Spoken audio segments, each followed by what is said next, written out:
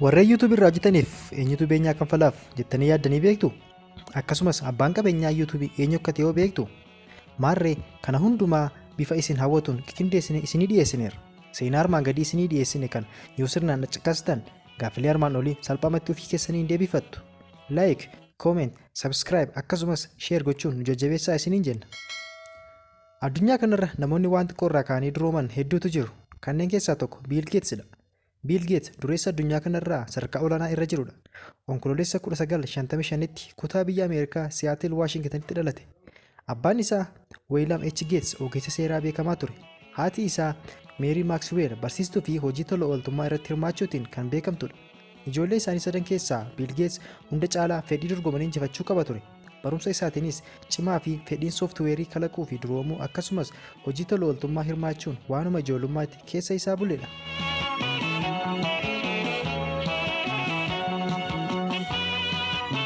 Bill Gates yeroo barataa ture dubbisee hin quufu. Kitaabilee garaagaraa kanneen akka insaayikilopeediyaa osoo hin nuffiin sa'aatii dheeraa dubbisa ture. Akaakuu barumsa hundaanis dandeettii cimaa kan qabu yoo ta'u, hunda caalaa immoo herreega, diraamaa fi afaan Ingilizii irratti dandeettii addaa qaba ture. Umurii 13 yeroo ta'u, maatiin isaa manni barnoota uummataa inni keessa jiru dandeettii isaa waliin waan wal hin gitneef gara mana barnootaa qophaa'ina dhuunfaa dorgommii cimaa qabu Leeksaayiid jedhamu gale. Mana barumsaa kana keessattis guutummaa dandeettii isaa hojiirra oolchuuf kan isa dandeessisu dorgommii cimaa fi barumsa kompiitaraa gahaa argate. Mana barnootaa kana irraa bara 1973 eebbifame. Qormaata seensa qoramee 1600 keessaa 1570 sirriitti deebisuudhaan qabxii olaanaatiin Yuunivarsiitii Haarvaard seera barachuuf seene Bill Gates. Bill Gates piroogiraamii kompiitaraa irratti hojjechuuf umurii waggaa 13 irraa kaasee tattaafachuu eegale.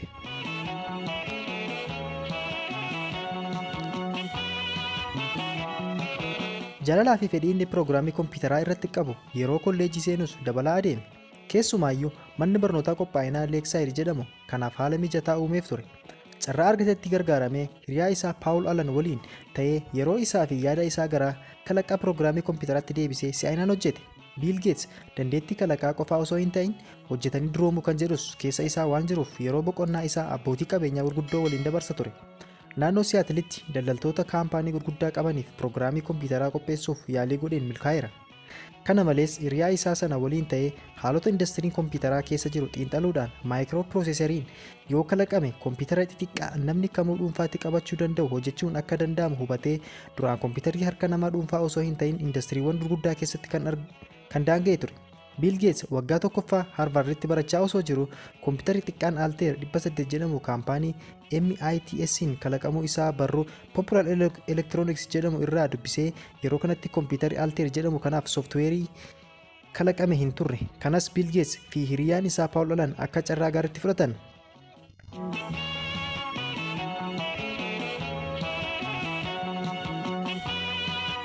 Haaluma kanaan piroogiraamii kompiitaraa Basic jedhamu Altair 800 irratti akka hojjetuuf madagsanii milkaa'an.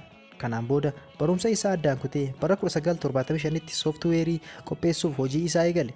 Adeemsa kanaan bara 1980tti kompiitarri dhuunfaa oomishamee akka gabaaf dhiyaatu IBM murteesse. Yeroo sanatti indastirii kompiitaraa keessatti gahee kan taphatu IBM ture. Bu'uuruma kanaan kaampaanii IBM jedhamu kun akkaataa kompiitarri itti hojjetu milkeessuuf fuula isaa gara Maayikiroosooftitti deebise. Bara 1875 Bill Gates fi Paul Allen walta'iinsaan kaampaanii sooftuweerii jedhamu hojjettoota 28 qabatanii hundeessan. Bill Gates itti gaafatamaa kaampaanichaa ta'ee hojjechuu eegale. Waggaa 3 booda kaampaanichi babal'atee hojjettoonni gara 128 ga'an. Qabeenyi ammoo doolaara miiliyoona 16tti ol guddate. Bara 1986 Bill Gates aksiyoona Maayikiroosooftii keessaa 45% dhuunfachuun umurii 31tti miiliyoonara yookiin dureessa ta'e. Yeroo kanatti qabeenya kaampaanichaa doolaara miiliyoona 525 keessaa kan Bill Gates doolaara miiliyoona 234 ture. Haaluma kanaan guyyaa irraa gara guyyaatti dabalaa adeeme. Bara 1999 kaapitaalli isaa doolaara biiliyoona 100 irra ga'e.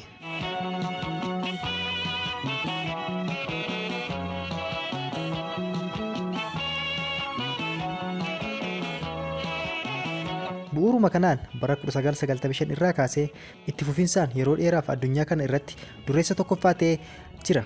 Kaampaanii Maayikiroosooftiin alattis kaampaaniin Google jedhamu kan isaati. Kaampaaniin kun hojii sooftiweerii kan dalagu yoo ta'u bilbiloota keenya irratti moosaajiiwwan kanneen akka YouTube, Play Store, Play Music, Chrome, Maps, Drive, Gmail, Photo fi kan kana fakkaatan kan dhaabbata Google kanaati.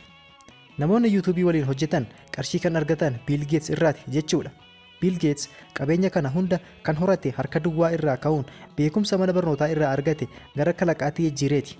Kalaqa isaa immoo akka maallaqa argamsiisu godhe. Kan argates qusateeti. Walumaa galatti hojjetee duroome kalaqa isaatiin har'a addunyaa marattuu dhimma kompiitara waliin wal qabatuuf gargaaramna.